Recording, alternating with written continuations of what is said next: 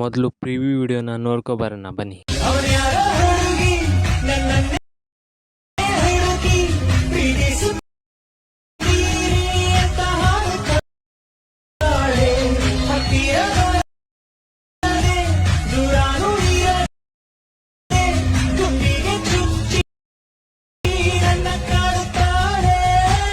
ನೀವೀಗ ಪ್ರಾಜೆಕ್ಟ್ ಅನ್ನು Alight motion ಆ್ಯಪ್ಗೆ import ಮಾಡ್ಕೊಳ್ಳಿ.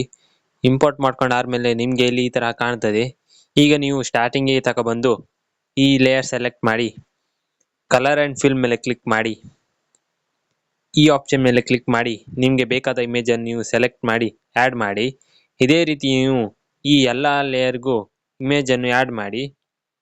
ಹೀಗೆ ನೀವು ಇಮೇಜ್ ಅನ್ನು ಆ್ಯಡ್ ಮಾಡಿ ಆದಮೇಲೆ ಈ ವಿಡಿಯೋವನ್ನು ನೀವು ಎಕ್ಸ್ಪೋರ್ಟ್ ಮಾಡ್ಕೊಳ್ಳಿ.